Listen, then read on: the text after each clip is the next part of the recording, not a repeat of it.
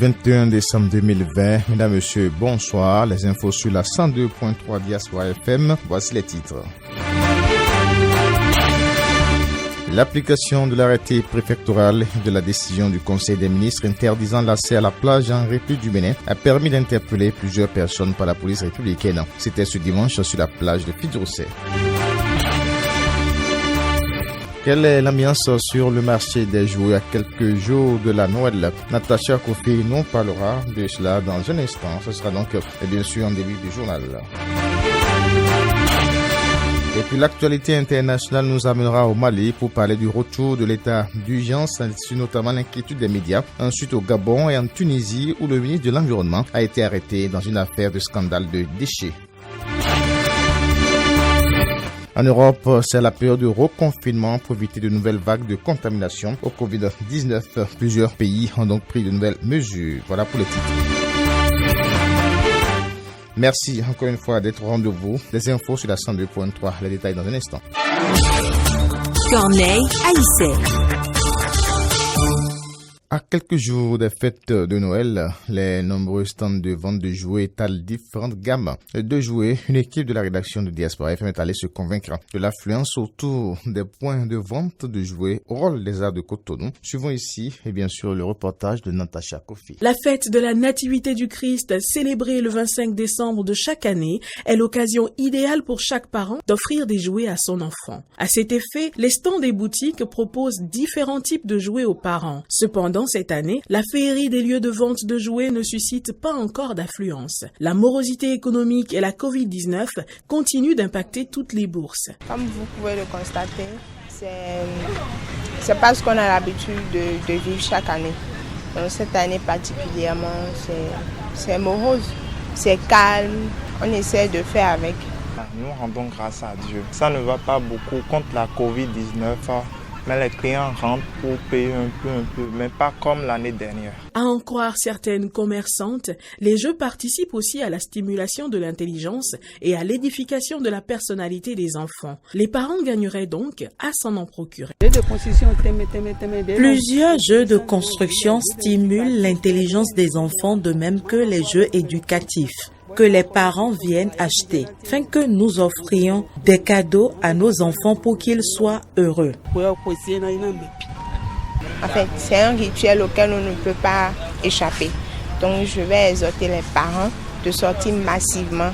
En attendant le 25, les enfants sont impatients de découvrir les cadeaux que leur apportera le Père Noël, sans pour autant réaliser que la générosité du Père dépend de l'effort de papa et maman. Après plusieurs semaines de sensibilisation sur l'interdiction d'accès à la plage, la police républicaine est passée à la phase répressive. 46 personnes ont déjà arrêté, une cinquantaine de motos saisies sur la plage de Fidjousset dans la soirée de ce dimanche 20 décembre 2020. Une opération du commissariat de police du 12e arrondissement de Cotonou. Les contrevenants à l'arrêté préfectoral interdisant l'accès à la plage subiront la rigueur de la loi et des descentes inopinées seront effectuées au niveau des plages de Cotonou, a laissé entendre le commissaire central de la ville de Cotonou. 26 délinquants ont été interpellés ce vendredi 18 décembre 2020 à Cotonou. L'opération a été menée par les hommes du commissaire divisionnaire Narcisse Gaffan, directeur départemental de la police républicaine du littoral. Suivons ici le reportage avec Arissi Seti. C'est un quartier général des hors-la-loi qui a été démantelé ce vendredi 18 décembre 2020 dans la ville économique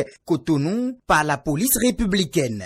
Une kyrielle d'action pour freiner les délinquants dans leur sale besogne. Dans le cadre de la sécurisation des fêtes de fin d'année, nous avons reçu certaines informations qu'il y a certains ghettos qui se situent dans la ville de Cotonou. C'est-à-dire on a localisé les ghettos à Zongo, plus précisément derrière le port sec. Après avoir fait une reconnaissance des lieux, j'ai dû déployer très tôt ce matin mes éléments. On a fait une descente sur les lieux. Une descente qui a permis aux éléments du commissaire divisionnaire de police, Narcisse Gaffan, de mettre la main sur des divorcés sociaux et de saisir plusieurs objets. Cette descente musclée nous a permis d'interpeller environ 25 personnes qui sont dans un endroit où se vend des produits prohibés comme le chanvre indien. En dehors de ça, nous avons aussi trouvé sur eux des armes blanches qui certainement servent à commettre des infractions après la consommation. Après cette opération, nous avons rendu compte administrativement au directeur général de la police républicaine et ensuite au procureur de la République pour une procédure subséquente au fin de le présenter au parquet de Cotonou. Cotonou étant l'une des grandes villes du Bénin où l'insécurité constitue une préoccupation grandissante, les autorités en charge de l'ordre et la sécurité travaillent davantage à garantir la quiétude des populations, surtout en cette période des fêtes de fin d'année.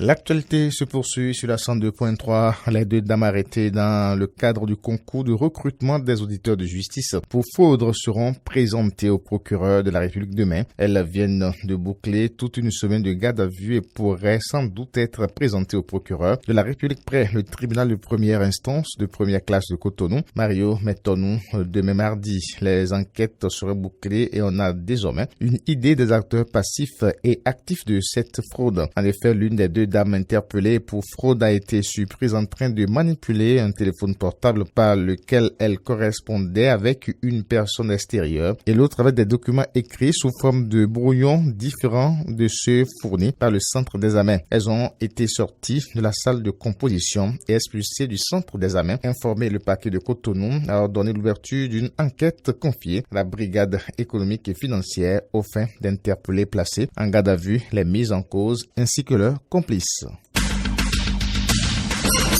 La 4e édition de l'Université de vacances de l'enseignement secondaire, la formation technique et professionnelle EFTB a été lancée ce samedi 19 décembre 2020 au lycée de jeunes filles de Lokossa par le ministre des enseignements secondaires techniques et de la formation professionnelle, professeur Maouyon Kako. Le thème de l'édition 2020 de cette université de vacances est la responsabilité du formateur à l'aide de la stratégie nationale de l'enseignement et de la formation technique et professionnelle. 2 métiers sont à l'honneur, la mécanique automobile et l'électronique. Le représentant des formateurs, Anthony Rodonou, met l'accent sur l'importance de cette université de vacances. Cette université de vacances a un fondement. Mais pour l'enseignement technique, c'est encore plus important que ce qui se passe dans l'enseignement général. Le directeur de l'enseignement technique l'a souligné tout à l'heure. Je ne reviendrai pas là-dessus, mais monsieur le ministre, permettez-moi de dire que les 2 filières que vous avez choisies, sinon les 2 spécialités, mécanique automobile et l'électronique, sont des métiers très dynamiques. Le contenu de notre enseignement bouge beaucoup, évolue à tel rythme que nos programmes ne peuvent pas suivre si, à des moments donnés, vous ne nous permettez pas de nous retrouver et d'échanger. Cette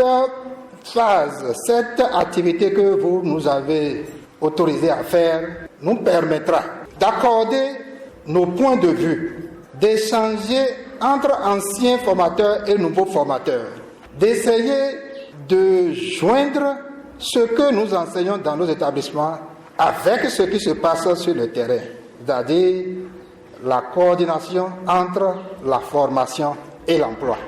Étant donné que le programme ne suit pas forcément la réalité du terrain, nous autres, à notre niveau, nous sommes obligés de nous voir pour ajuster ce qu'il faut donner à nos apprenants pour qu'ils soient plus efficaces sur le marché du travail. Et le ministre des enseignements secondaires, techniques et de la formation professionnelle, le professeur Maouyon Kako, parle quant à lui des objectifs de cette université de vacances.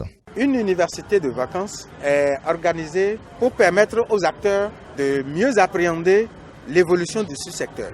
Et cette année, nous avons insisté sur le rôle que le formateur doit jouer dans la mise en œuvre de la stratégie nationale de l'enseignement et la formation technique et professionnelle qui a été élaborée et adoptée par le gouvernement. Vous savez que notre sous-secteur des enseignements techniques et la formation professionnelle est un sous-secteur qui devient la priorité du gouvernement. C'est pour cela qu'avec l'éclairage du président de la République, nous avons élaboré et cela a été adopté par le gouvernement, une stratégie pour la professionnalisation de l'enseignement et la formation technique et professionnelle. Cette stratégie-là doit être partagée et le contenu doit être approprié par les formateurs. Parce que ce sont les enseignants formateurs dans ce sous-secteur qui doivent appliquer ce qui est à l'œuvre dans cette stratégie, surtout au niveau des curricula et au niveau de la vision qui est désormais la vision selon laquelle il n'y aura plus de formation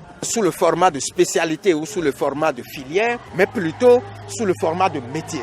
Les apprenants sont formés désormais au métier et non à une filière ou à une spécialité. Cela nécessite que le formateur lui-même soit bien formé et soit imprégné de l'évolution du métier dans lequel il est. C'est pour cela que le gouvernement a recruté des enseignants pour être formés, pour devenir enseignants certifiés dans ce sous-secteur-là. Il y en a 60 et ceux-là doivent être formés complètement à l'extérieur sur plusieurs années. N'eût été l'intervention de la Covid, tous ces 60-là seraient déjà partis. Mais nous avons pu faire partir 24 parmi eux et nous sommes déjà en train de trouver des solutions pour faire partir les 36 autres qui restent. Romuald Wadayi vient d'ajouter une nouvelle distinction à sa collation pour la 3e fois consécutive. Le diplômé de Harvard Business School et de l'École supérieure des affaires de Grenoble a été honoré meilleur ministre des Finances de l'année. À travers cette distinction, il confirme sa réputation de réformateur de l'économie du Bénin aux côtés du président de la République. Patrice Guillaume Talon, ce nouveau trophée du Financial Africa Award 2020, Romuald Wadayi le doit à ses nombreuses actions concrètes qu'il a impulsé ou dont il a assuré l'implémentation au profit de l'économie béninoise. Il s'agit par exemple du rétrécissement de l'architecture gouvernementale, la revue de la qualité de certaines dépenses publiques et l'efficience d'impact des ressources vertes des secteurs productifs. En somme, une réforme structurelle de l'économie béninoise est engagée. Tout comme ceux du MONO, les partenaires au développement du COUFO ont tenu vendredi leur rencontre annuelle. C'était au centre universitaire d'Aplapo en présence du secrétaire général du département du COUFO. Le point de la séance avec Jonas Bouti. Le FOPAD n'est pas simplement une rencontre pour la forme. Forum des partenaires au développement, le FOPAD est une gamme variée d'organisations non gouvernementales, des partenaires techniques et financiers qui permettent aux élus locaux de mobiliser les ressources pour la réalisation de leurs projets de développement. Dans le département du COUFO, c'est le directeur d'influence du Plan International Bénin qui est le porte-parole de ses partenaires. C'est une opportunité que nous créons pour davantage sceller la synergie autour de nos efforts communs. Toutes les fois que nous avons des projets, des programmes, que nous puissions continuer à compter sur la dynamique d'engagement des autorités, surtout au niveau des communes. Les thèmes de communication prévus à cette rencontre annuelle des partenaires au développement du COUFO ont été identifiés de manière à permettre aux nouveaux maires de rentrer dans le secret de la mobilisation des financements. Jean-Clément Retagnon, secrétaire général du département du COUFO. Tout ceci s'inscrit dans la vision de ce forum qui a été créé pour accompagner les collectivités locales dans la mobilisation des ressources et pour mieux coordonner les actions des 10 partenaires tout en renforçant l'appui, l'assistance conseil au niveau des communes. Je saisis donc cette occasion pour remercier les partenaires au développement locaux, nationaux et internationaux qui ne cessent de soutenir nos communes dans leurs efforts de fourniture des services sociaux de base. 10 ans déjà que ce forum existe dans le COUFO et le directeur départemental du plan et de développement du Mono COUFO se réjouit que les élus communaux rentrent progressivement dans la dynamique de ce forum. Raymond Jossou. C'est un processus qui a commencé, ça fait une dizaine d'années. Nous tirons chaque fois les expériences, les leçons et je dois vous dire que ça tend à s'améliorer avec les nouveaux conseils communaux. Le développement, c'est un long processus et donc c'est progressivement que nos maires pourront comprendre que ce creuset est fondamental pour aller au développement parce que les ressources internes ne suffisent toujours pas pour faire le développement. Face au devoir de répondre efficacement aux besoins des communautés, malgré les difficultés dans la production et l'offre de services, les maires du COUFO, de concert avec les partenaires au développement, envisagent la possibilité d'une harmonisation des politiques locales de développement. Les nouvelles africaines et internationales.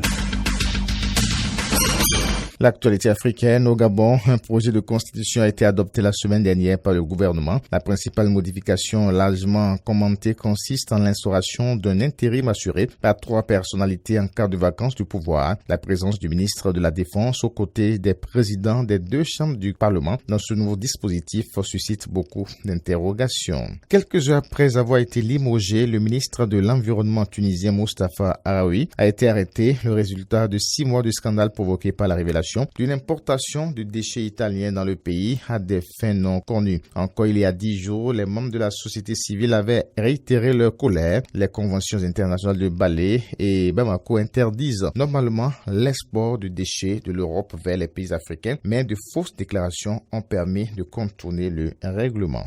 Dimanche 20 décembre au soir, le porte-parole de la force de l'ONU en Centrafrique a assuré à l'AFP que la situation était sous contrôle après le début d'une offensive de rebelles, une semaine avant les élections présidentielles et législatives en Centrafrique.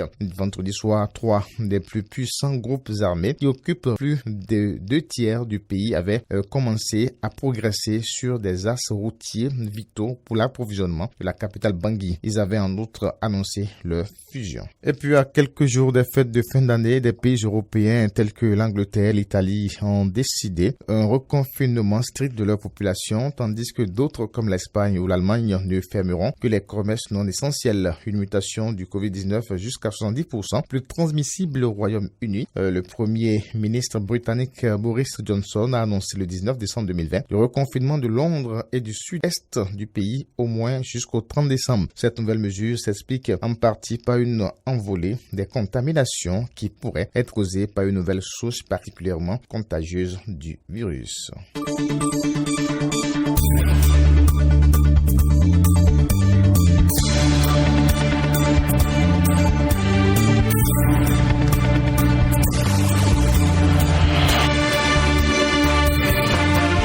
Et c'est après le tour de l'actualité africaine et internationale que nous bouclons cette édition. Merci de votre aimable attention. Corneille Aïssa au micro, Macdo Igbe à la mise en onde. Au revoir et à demain.